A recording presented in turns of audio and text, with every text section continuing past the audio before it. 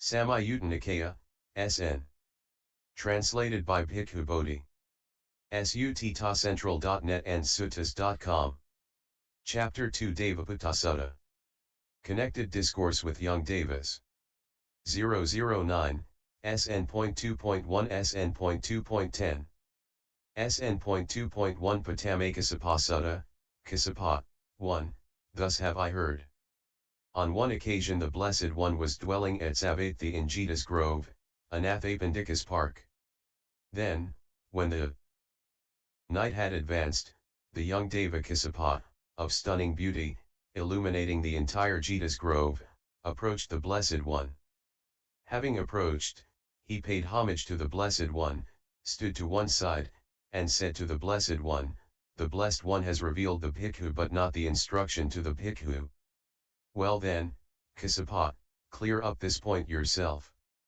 He should train in well-spoken counsel, and in the exercise of an ascetic, in a solitary seat, alone, and in the calming of the mind." This is what the young deva Kassapa said. The teacher approved.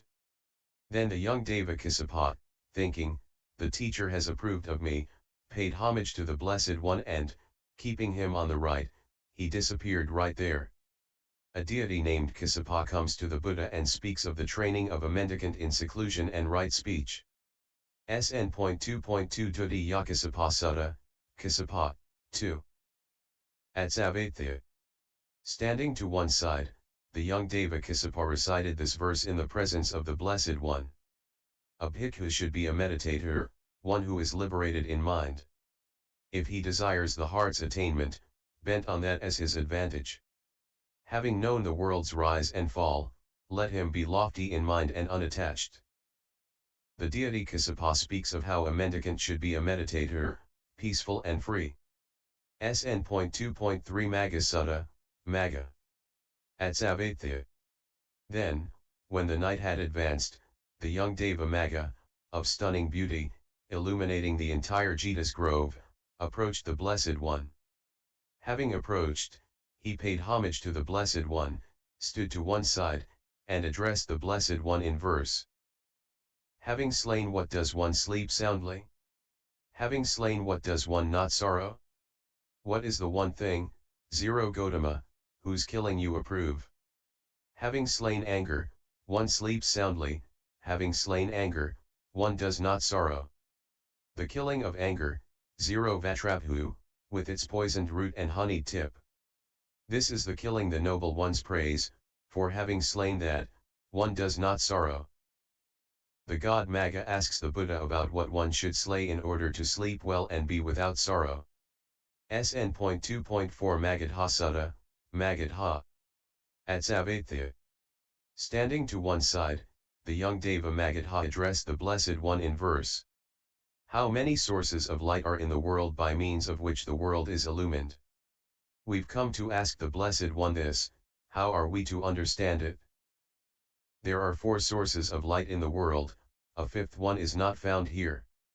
The sun shines by day, the moon glows at night, and fire flares up here and there. Both by day and at night. But the Buddha is the best of those that shine, he is the light unsurpassed. The deity Magadha asks the Buddha how many sources of light there are in the world. The Buddha speaks of 5 lights, but the Buddha is the best of them. SN.2.5 Damali Sutta, Damali. At Savatthi, when the night had advanced, the young deva Damali, of stunning beauty, illuminating the entire Jeta's grove, approached the Blessed One. Having approached, he paid homage to the Blessed One, stood to one side, and recited this verse in the presence of the Blessed One. This should be done by the Brahmin, striving without weariness. That by his abandoning of sensual desires he does not yearn for existence. For the Brahmin there is no task to be done, Damali, said the Blessed One. For the Brahmin has done what should be done. While he has not gained a footing in the river. A man will strain with all his limbs, but a footing gained, standing on the ground.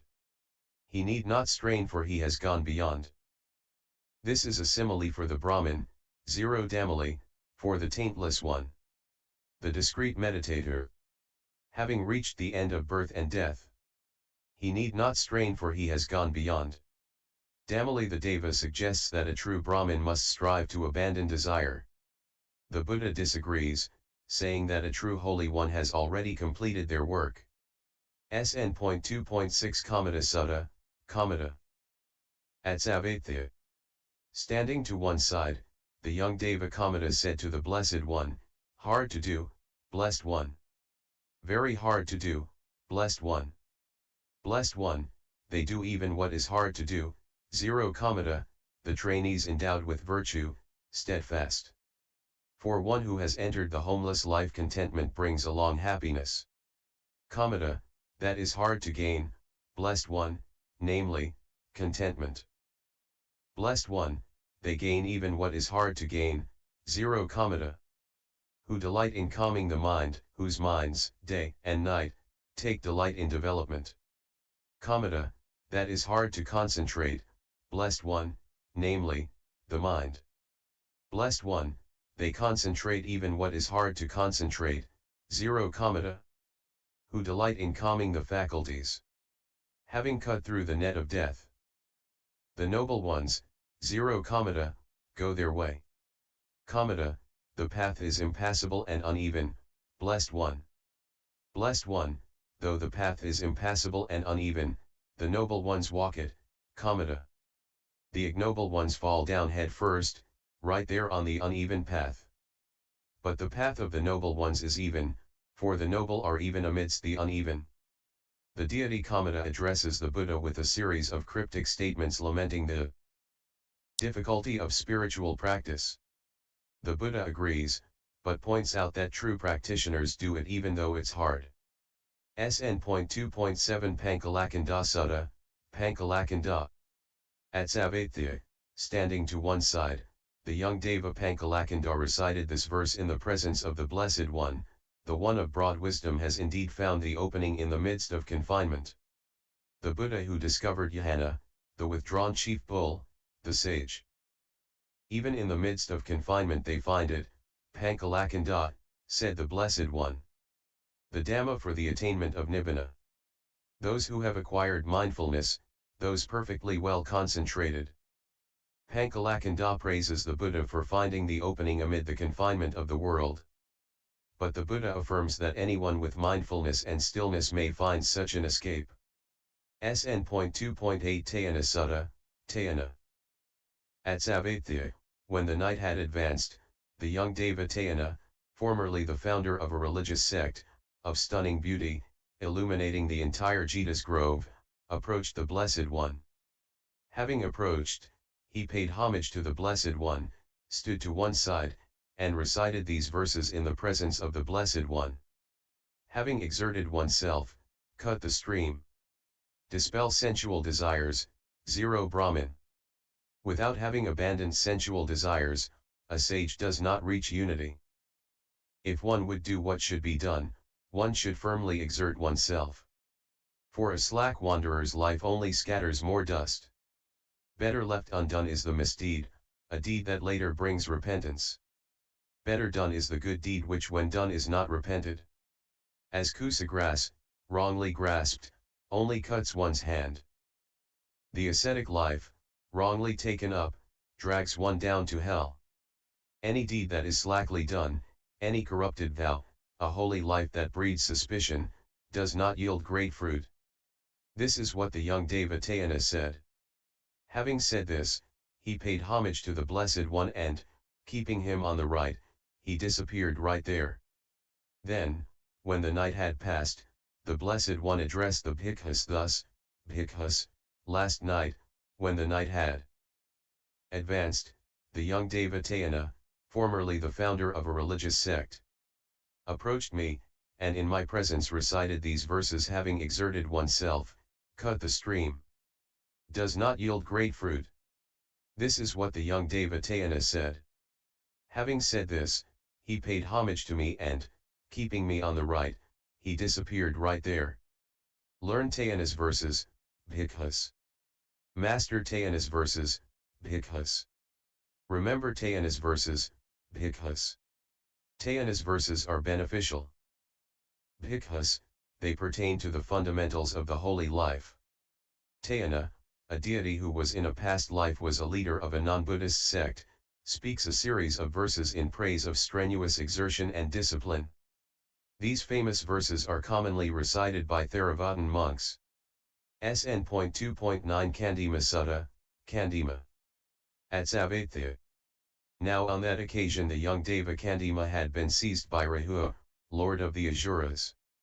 Then recollecting the Blessed One, the young deva Kandima on that occasion recited this verse, "Let homage be to you, the Buddha. O hero, you are everywhere released. I have fallen into captivity, please be my refuge." Then, referring to the young deva Kandima, the Blessed One addressed Rahu, lord of the Asuras, in verse. Kandima has gone for refuge to the Tathagata, the Arahant. Release Kandima, 0 Rahu, Devaputa Samayuta Buddhas have compassion for the world.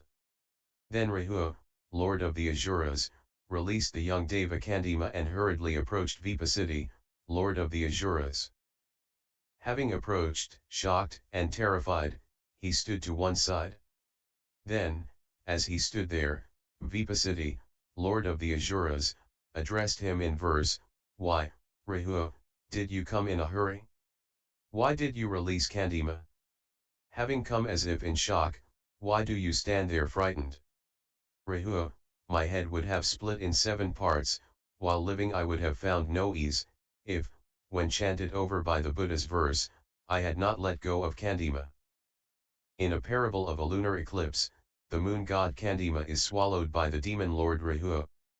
Kandima appeals to the Buddha, who tells Rahu to let go. This sutta is recited as a protection verse. SN.2.10 Sariya Sutta, Sariya. At Savatthi. Now on that occasion the young deva Sariya had been seized by Rahu, lord of the Asuras. Then, recollecting the Blessed One, the young deva Sariya on that occasion recited this verse, "Let homage be to you, the Buddha. O hero, you are everywhere released. I have fallen into captivity, so please be my refuge." Then, referring to the young deva Sariya, the Blessed One addressed Rahu, lord of the Asuras, in verse, "Sariya has gone for refuge to the Tathagata, the Arahant. Release Sariya, 0 Rahu, Buddhas have compassion for the world. While moving across the sky, 0 Rahu, do not swallow the Radiant One, the maker of light in darkness, the disk of fiery might in the gloom. Rahu, release my child Sariya." Then Rahu, lord of the Asuras, released the young deva Sariya and hurriedly approached Vipassiti, lord of the Asuras. Having approached, shocked and terrified, he stood to one side. Then, as he stood there, Vipassiti, lord of the Asuras, addressed him in verse, "Why, Rahu, did you come in a hurry? Why did you release Sariya? Having come as if in shock, why do you stand there frightened? Rahu, my head would have split in 7 parts, while living I would have found no ease, if, when chanted over by the Buddha's verses, I had not let go of Sariya." In a parable of a solar eclipse, the sun god Sariya is swallowed by the demon lord Rahu. Sariya appeals to the Buddha, who tells Rahu to let go. This sutta is recited as a protection verse. References: 1 www.access2